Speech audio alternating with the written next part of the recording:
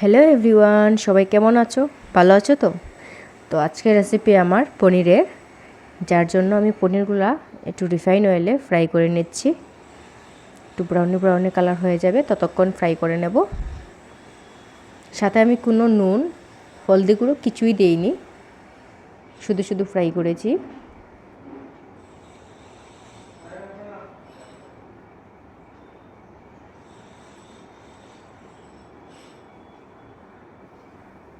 এই রেসিপিটা বানানোর জন্য আমার দুটো পেস্ট লাগবে।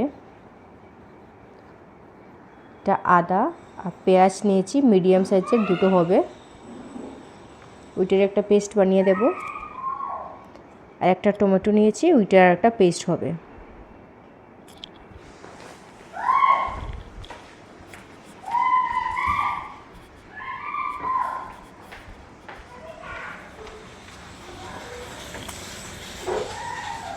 দেন ওইটা বানানোর জন্য আমি ফোড়নে দিয়েছি গোটা মশলা আর তেজপাতা একটা দিয়েছি।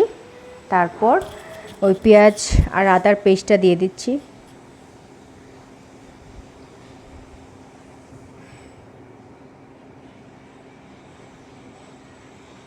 একটু ভালো করে নাড়াচাড়া করব। তারপর টমেটোর পেস্টটাও দিয়ে দিতে হবে।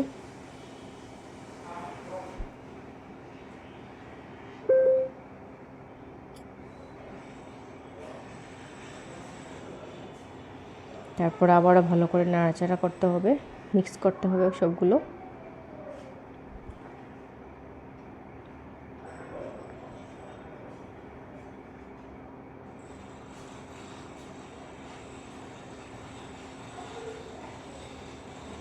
তারপর আমি পরিমাণ অনুযায়ী নুন দিয়েছি আর মশলা গুঁড়ো সব দিয়ে দেব।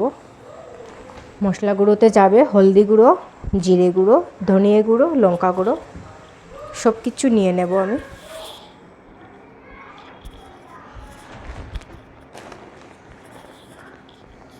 এই মশলাটা এরকমও করতে পারো, সব মশলা একসাথে নিয়ে ইয়োগার্ট যদি থাকে 1 টেবিল স্পুন নিয়ে মিক্স আপটা ভালোই হয়। তো আমি এখানে জল ইউজ করেছি, মশলাটা জাস্ট একসাথে মিশার জন্য হালকা হবে। তারপর আমি ভালো করে কষাবো। দেন আমি 1 টেবিল স্পুন নিয়েছি মালাই, যেটা আমার ঘরেই রেডি হয়েছিল।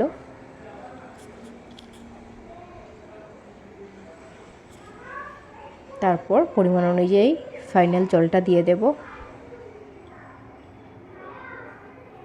বেশি দেব না, কারণ এটা তো একটু গ্রেভি থাকতে হবে।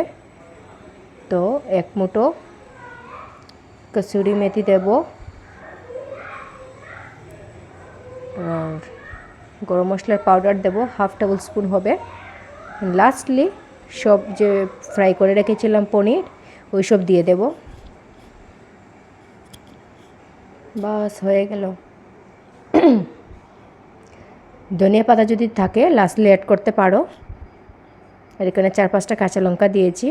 বাই, সবাই ভালো থাকবে, সুস্থ থাকবে।